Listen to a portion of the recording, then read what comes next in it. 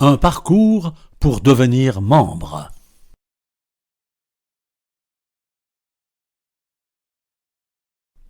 La confrérie des fêlés du Grand Colombier regroupe des cyclistes le dessus du panier.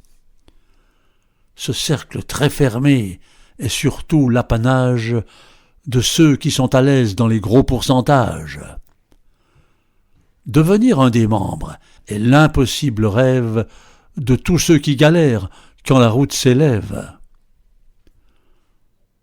Dans les différents grades, avoir celui de maître est déjà un exploit, il faut le reconnaître, car, pour le mériter, vous devez enchaîner 3 phases différentes dans la même journée.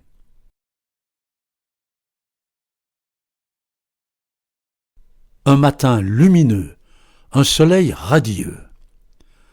Ils sont 4 compères arrivés de Lagnieu, Jean-Claude, Dominique, Michel et puis Henri, venus, pleins d'un courage teinté de crânerie, relever le défi qu'ils s'étaient assigné, escalader 3 fois le fameux Colombier. Ils se garent à Culose à 7h moins le quart. Poinçonne le carton, 7h pile, ils démarrent. Magnifiques les vignes de Bel Air au perché. Déjà, voici les S au milieu des rochers. Soudain, une vision au détour d'un virage. À leurs pieds se déploie un très beau paysage. Le marais de Lavour, le Rhône et la Chautagne, le beau lac du Bourget, entouré de montagnes. Le coup d'œil est superbe, mais doit être furtif, ne pas être distrait et rester attentif. C'est long après les S. Ah, enfin le voilà, celui qu'on attendait, le bienfaisant replat. Dans les 2 kilomètres à 14%, le développement est hyper important. Henri avait fait mettre au cycle d'Ilulot un prudent 30 dents sur son nouveau vélo. Là, tu mets tout à gauche. Éviter l'explosion. Mouliner sans relâche et sans modération. Nous voici parvenus sans mal à la sapette.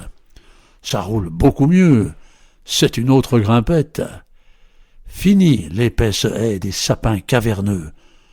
On monte vers un ciel brillant et lumineux. On atteint le niveau des verdoyants alpages. Vallonnements fleuris et vastes pâturages. Et voici les fameuses barrières canadiennes. Des barres arrondies d'une grosseur moyenne au-dessus d'une fosse à travers la chaussée. Les prendre bien de face, ne pas rester coincés.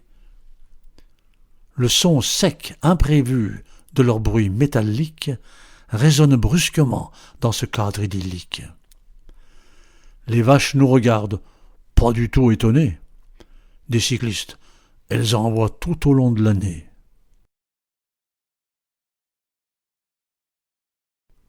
L'auberge est dépassée, le dernier raidillon. Et, sur la gauche enfin, le panneau nous voyons. 8h30, tout va bien, le carton, le poinçon. Ouh, il ne fait pas chaud, on ressent des frissons. Une bise piquante s'est levée sur la crête. Vite, le coupe-vent et les chaudes manchettes. La vue est somptueuse. Les pics alpins bleutés se fondent dans la brume d'un beau matin d'été.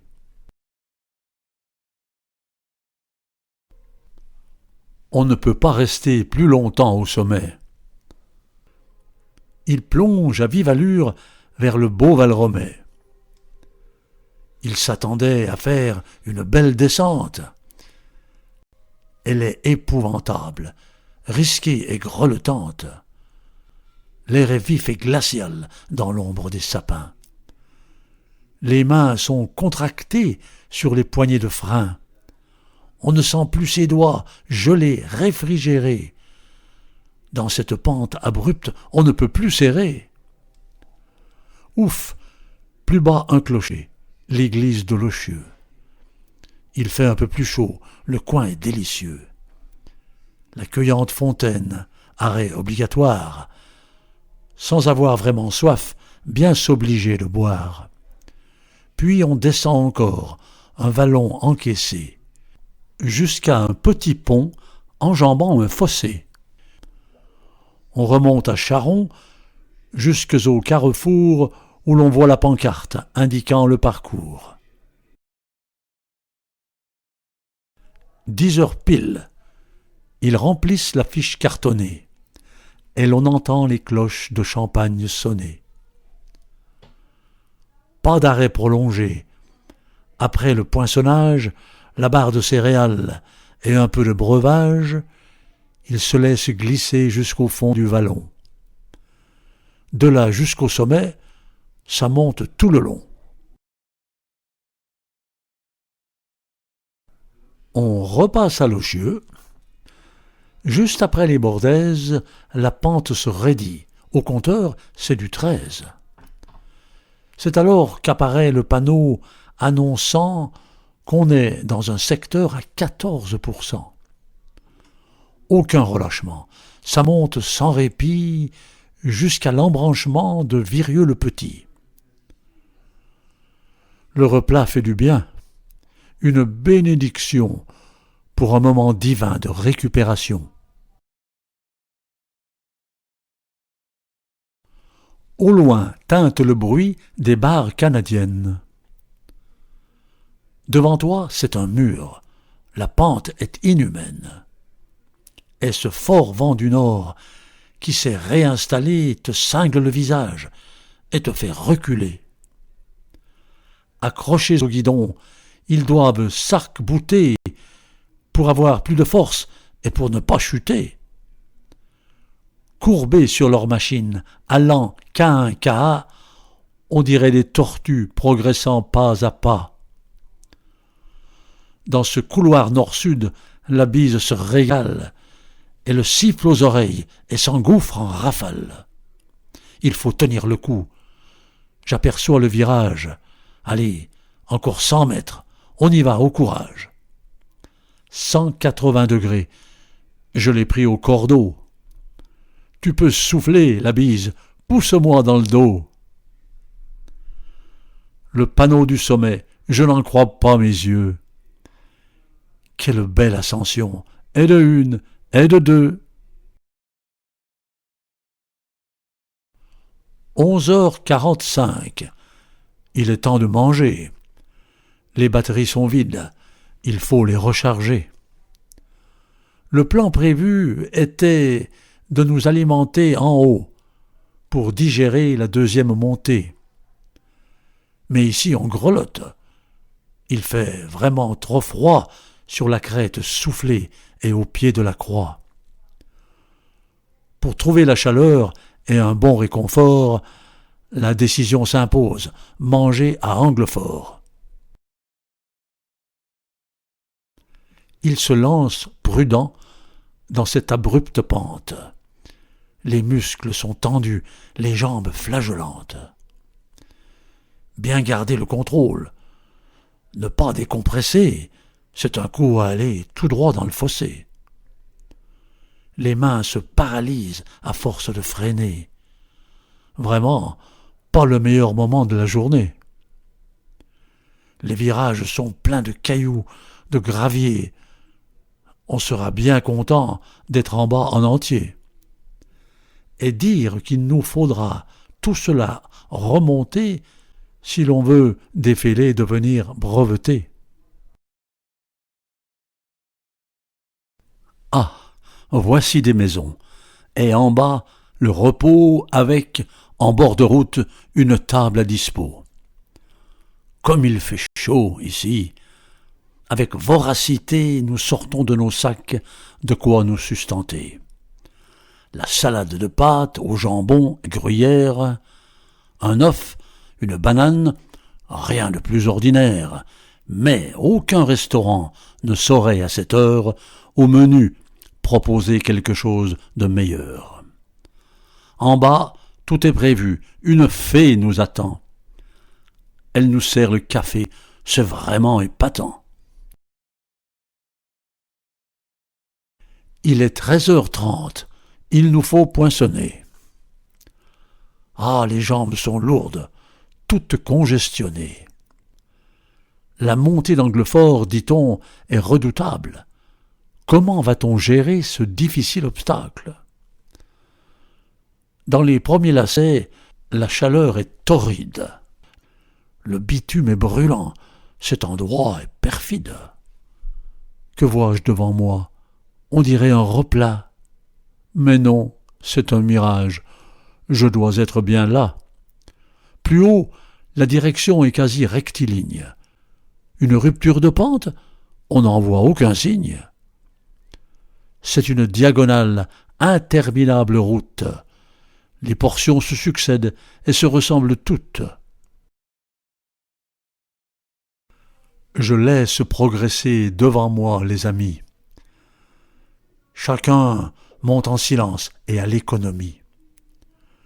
Jean-Claude est bien en ligne, toujours le même style.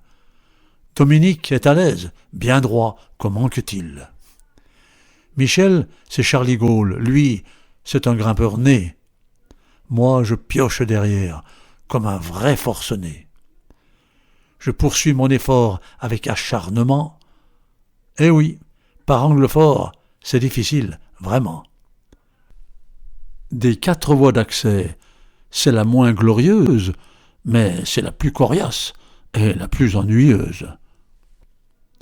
Surtout, bien moulinée et montée à ma main, ne pas vouloir me mettre dans la roue des copains.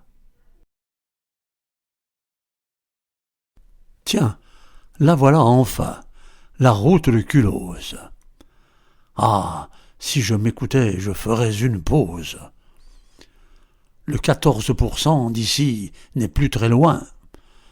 Pas de panique à bord. Pour l'instant, tout va bien. Oh oui, ce fut vraiment une idée excellente que de faire installer ce bon pignon de 30. Sans ce précieux atout, je serais foudroyé, et je crois bien qu'à terre, j'aurais dû mettre pied. Une brise légère, venue de nulle part, m'offre un regain de force. Ça va mieux, ça repart. Et voici que le ciel se dégage et s'effile. Une rupture de pente devant moi se profile. C'est le virage à droite du lieu-dit fenestré. Le plus dur est passé. Restons bien concentrés. Plus que 2 kilomètres, une formalité. La pédale est joyeuse, j'ai envie de chanter. Savourons ce bonheur dont tout être est rempli, sitôt qu'il vient d'avoir un exploit accompli. La fierté silencieuse d'avoir atteint la cible qui jusque à ce jour semblait inaccessible. C'était un vrai défi, monter là en bécane. Mais on l'a relevé, on l'a fait, yes, we can. Nous sommes au sommet, la 3e est bouclée. Il est 15h30 et vive les fêlés. En contemplant au loin la croix du Colombier, assis sur le talus, je me mis à penser. Quel bonheur ici-bas de pouvoir pédaler. C'est un plaisir si simple, sans cesse renouvelé. Venez donc sur les pentes du géant du Bugey. Mettez ces ascensions dans vos futurs projets. Vous deviendrez un membre de la confrérie. Un très bel objectif pour cyclistes aguerris.